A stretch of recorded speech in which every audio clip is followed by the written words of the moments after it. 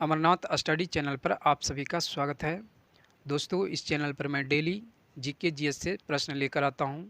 यदि आप बिहार एसएससी, बिहार दरोगा, रेलवे, एनटीपीसी, एएलपी इन सभी परीक्षाओं की तैयारी कर रहे हैं तो आपके लिए यह चैनल काफ़ी इम्पोर्टेंट है, क्योंकि मैं इस चैनल पर जीके जीएस से संबंधित वैसे सभी प्रश्न को लेता हूं जो कि परीक्षा में पूछे हुए प्रश्न हैं।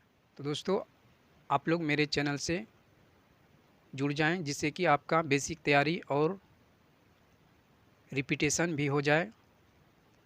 तो दोस्तों, आइए आज का प्रश्न स्टार्ट करते हैं।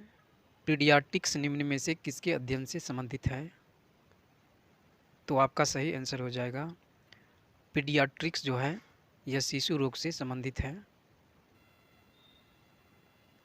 अगला प्रश्न है, रेशम पालन क्या कहलाता है?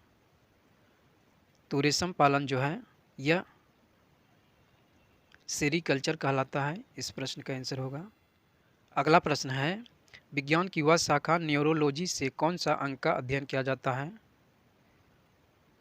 तो आपका सही आंसर हो जाएगा न्यूरोलॉजी से आपका स्नायु तंत्र का अध्ययन किया जाता है। इस प्रश्न का आंसर होगा। अगला क्वेश्चन है, मधुमक्खियों का अध्ययन क्या कहलाता है?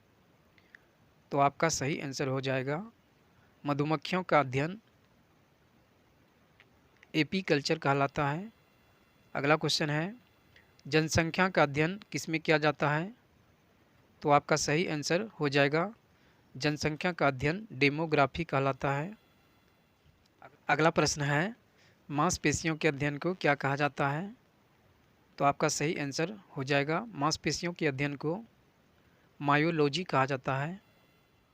अगला प्रश्न है, जंतु तथा उसके आसपास के वातावरण संबंधी अध्ययन को क्या कहा जाता है?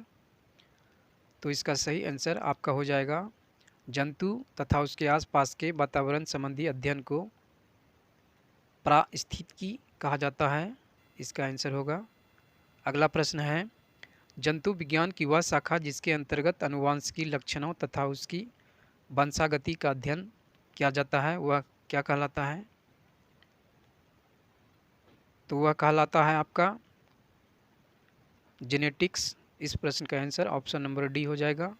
अगला प्रश्न है, जंतु विज्ञान की वह शाखा जिसके अंतर्गत जंतु की प्राहा आकृति एवं ब्राहा संरचना का अध्ययन को क्या कहा जाता है?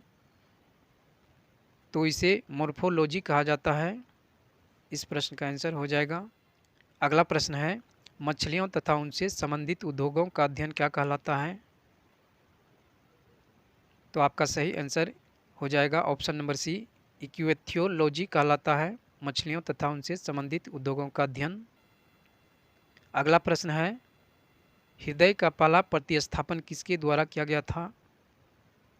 तो आपका इनमें से सही आंसर हो जाएगा हृदय का पहला प्रतिस्थापन क्रिस्टियन बर्नार्ड के द्वारा किया गया था। अगला प्रश्न है, विकास का सिद्धांत किसने प्रतिपादित किया था? तो आपका सही आंसर हो जाएगा विकास का सिद्धांत प्रतिपादित किया था डार्विन ने। अगला क्वेश्चन है, एडवर्ड जेनर किस बीमारी से जुड़े हुए हैं? तो आपका सही आंसर हो जाएगा एडवर्ड जेनर यह चेचक बीमारी से जुड़े हुए हैं। इस क्वेश्चन का आंसर हो जाएगा। अगला प्रश्न है, हरगोविंद खुराना को किस क्षेत्र में प्रतिष्ठित नोबेल पुरस्कार मिला है? तो इस प्रश्न का सही आंसर हो जाएगा ऑप्शन नंबर बी, चिकित्सा विज्ञान के क्षेत्र में हरगोविंद खुराना को नोबेल पुरस्कार मिला है।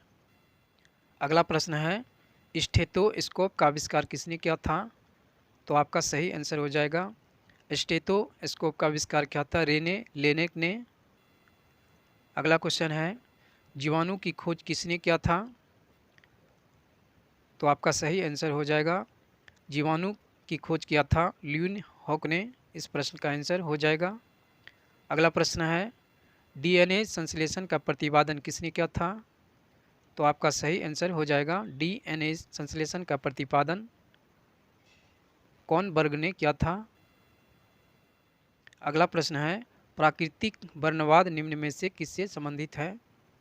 तो इस प्रश्न का आंसर हो जाएगा प्राकृतिक वर्णवाद चार्ल्स डार्विन से संबंधित है। इस प्रश्न का आंसर होगा। अगला प्रश्न है टिश्यू कल्चर में किसका अध्ययन किया जाता है? तो आपका सही आंसर हो जाएगा टिश्यू कल्चर में आनुवंशिकी का अध्ययन किया जाता है। इस क्वेश्चन का आंसर होगा। अगला प्रश्न है आनुवंशिकता नियम के जन्मदाता कौन हैं? तो इन क्वेश्चनों का आंसर आपका हो जाएगा आनुवंशिकता नियम के जन्मदाता मेंडल हैं।